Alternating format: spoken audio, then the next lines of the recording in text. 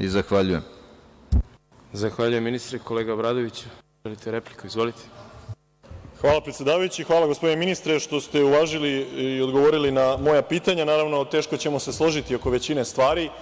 Ja ne pripadam nikakvom antievropskom političkom pokretu. Ja se samo protivim ulasku Srbije u Evropsku uniju, a to je velika razlika. Evropska unija i Evropa nisu isto. Mi Srbi smo drevni, stari, hrišćanski, evropski narod i pripadamo evropskoj civilizaciji.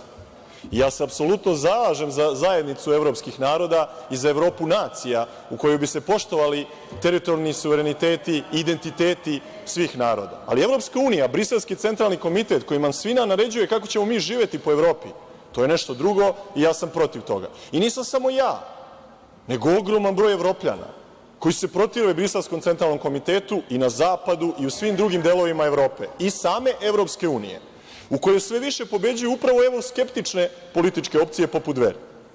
Dakle, budite pažljivi kad govorite o tome, Dveri nisu antievropske, Dveri su protiv ulaska Srbije u Evropsku uniju, to je ogromna razlika. Dalje, to ako se vi stidite da stoji u državljanstvu reč srpsko, to je vaš problem kao Socijalističke partije Srbije. A kako ćemo mi kao Srbi da ostvarimo svoje pravo da nam tamo stoji srpsko državljanstvo?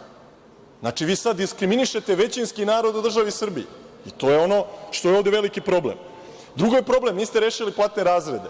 Niste rešili platne razrede. Evo da vam navedem primer naših koleginica ovde iz daktilografskog biroa. Znate kolika je njihova plata ovde u Narodnoj skupštini Republike Srbije? 23 do 26 hiljada dinara. A rade od jutra do sutra. Evo danas su ovde 10 sati i rade svoj posao. I na kraju, zašto je u ovoj Skupštini tema opozicija, a ne vlast? Zašto se vređaju politički protivnici? Zašto se vređaju naše porodice? Zašto se vređaju ljudi koji su odsutni ili napadaju dame poput gospođe Dijane Vukomanović? Zato da bi se izbeglo da se govori o onome što vi loše radite i da biste skrenuli pažnju javnosti na nešto drugo. Zahvaljujem, kolega Obradović.